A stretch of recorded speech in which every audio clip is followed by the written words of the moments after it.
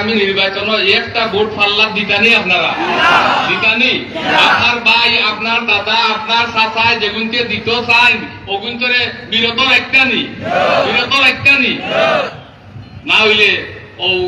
জমাতে ইসলামী নাম ওটাও ঠিক নাই বেটার নামও ঠিক নাই আবুল আলা নাম ও নামর অর্থ